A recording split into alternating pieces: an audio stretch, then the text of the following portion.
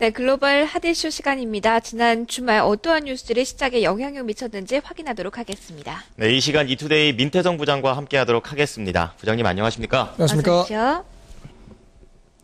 네, 내용들 살펴보기 전에 헤드라인을 먼저 확인해 보시죠. 미국의 산업 생산이 시장 예상을 웃도는 실적을 보였습니다. 연방 중비제도는 미국의 2월 산업 생산이 0.7% 상승했다고 밝혔습니다.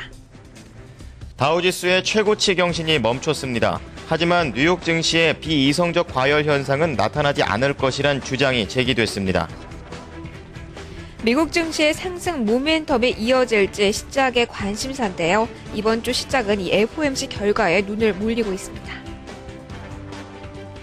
네, 움직인 재료들 가운데 경제지표 먼저 확인을 해보도록 하겠습니다. 네. 전반적으로 지난 주말 발표된 지표들은 좀 혼조 양상을 보였는데요. 네. 자, 좋았던 쪽부터 보죠. 부장님, 제조업 지표는 기대 이상으로 발표가 됐네요. 네, 연준이 2월 산업 생산을 공개했습니다. 연준에 따르면 0.7% 증가한 것으로 나타났습니다. 미국 경제에서 제조업의 회복은 계속해서 이어지고 있다라는 낙관론이 힘을 얻은 그런 하루였기도 했습니다. 전망치가 0.4% 증가였는데 예상보다 2배 정도 증가폭이 컸습니다.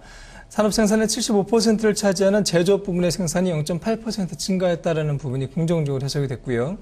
공장 가동률은 79.6%로 전달의 79.2%보다 높은 것으로 집계가 됐습니다. 이 같은 수치는 2008년 3월 이후에 가장 높은 수준이 되겠습니다. 월가 역시 이날 제조업 지표에 대해서 긍정적인 그런 평가를 내놨는데요. 하리 프리퀀시는 제조업 회복이 가속화하고 있다라고 평가했고요. 시퀘스터 사태에도 불구하고 회복 국면은 계속해서 이어질 것으로 전망하기도 했습니다.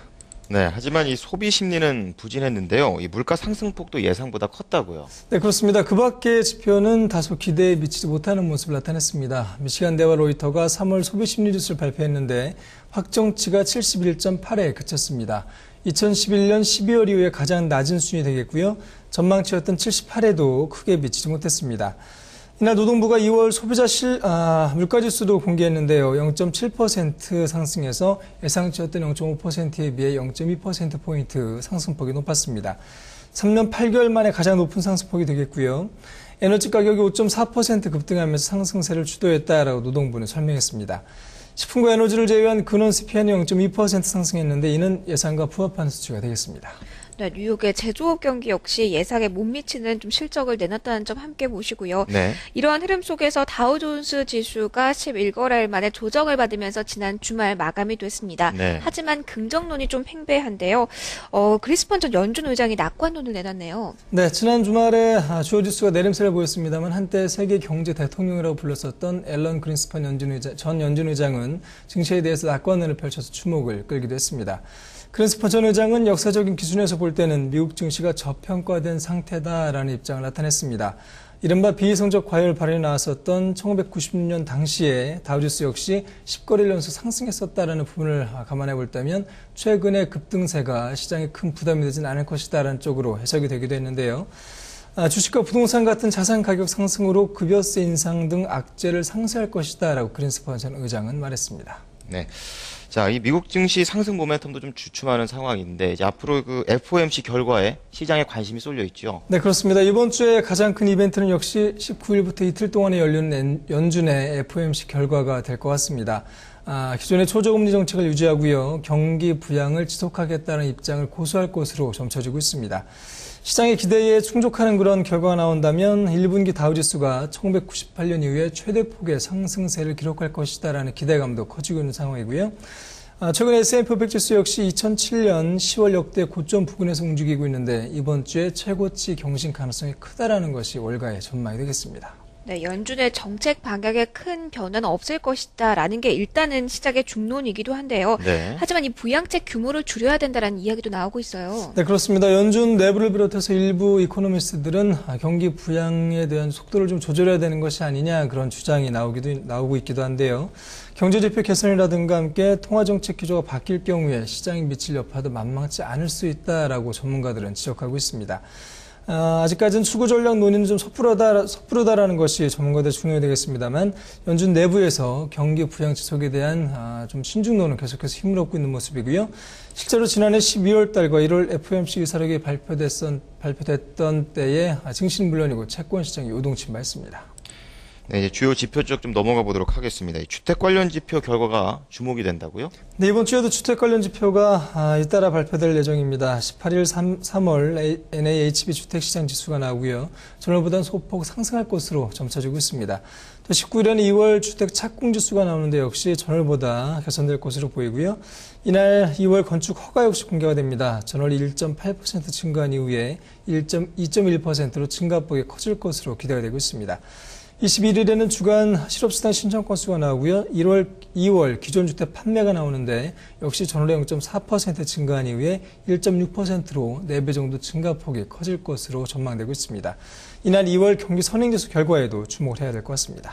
네, 유럽 쪽 이슈를 좀 보면은요, 유로존 위기감이 다시 고조될 수 있다라는 불안감이 서서히 좀 제기가 되고 있는데요. 네. 키프로스에 대한 구제금융 결정이 됐네요. 네, 지난 주말에 유로존 재무장관들이 회의를 가졌습니다. 이 자리에서 100억 유로 규모의 키프로스 구제금융안에 합의한 것으로 전해졌습니다. 당초 키프로스가 요청했던 170억 유로에는 미치지 못한 수치가 되겠습니다만 키프로스의 GDP의 절반 이상이 된다는 부분은 부담이 될 것으로 보이고요. 구제금융 조건으로 은행 예금에 대한 세금과 금융개혁, 또 법인세 인상 등을 요구할 것으로 알려져 있습니다. 이로써 키프로스는 그리스, 아일랜드, 포르투갈에 이어서 유럽연합과 IMF의 구제금융을 받는 네 번째 국가가 됐습니다. 네, 유럽 증시 또 하락 마감했는데 자세한 소식 전해주시죠. 네, 유럽의 주요 지수 또한 약세를 면치 못했습니다. 영국 증시가 0.6% 빠졌고요. 프랑스 증시가 0.7%, 독일 증시 역시 0.2% 내렸습니다. 지난 주말에 EU 정상회담도 있었는데 재정 건전성을 해치지 않는 한도 내에서 긴축을 완화하고 경기 부양과 고용 증진을 위해 지출을 늘리겠다라는 쪽 합의가 이루어졌습니다. 그러나 시장의 기대와 크게 다르지 않다라는 쪽에 좀 의견이 모아진 모습이고요. 지난 주말에 지표를 살펴보면 인플레는 안정된 것으로 밝혀졌습니다. 유럽통계청의 유로존 2월 물가 상승률은 1.8%를 기록해서 2010년 9월 이후에 최저치를 기록하게 됐습니다. 네, 마지막으로 상품 시장 마감은 어떻게 됐습니까? 네, 지난 주말에 증시는 내림세를 보였습니다만 주요 상품 가격은 오름세로 장을 마감했습니다. 국제유가가 별당 0.45% 올라서요. 93.45달러를 기록했고요. 금값 역시 올랐습니다. 0.11% 오른 온스당 1592.60달러를 기록했습니다. 네, 민태정 부장님 오늘 말씀 감사합니다. 감사합니다. 고맙습니다. 네, 오늘 글로벌 핫 이슈 시간에 다룬 내용들 헤드라인으로 다시 한번 정리해드리겠습니다. 미국의 지난달 산업 생산이 시장 예상을 웃도는 실적을 보였습니다. 한 달 만에 다시 증가세로 돌아섰고 가동률도 5년 만에 최고치를 기록했습니다. 다우지수의 최고치 경신이 멈췄습니다. 하지만 앨런 그린스펀 전 연방준비제도 의장은 역사적 기준에서 볼 때 미국 증시는 아직 저평가된 상태라고 말했습니다.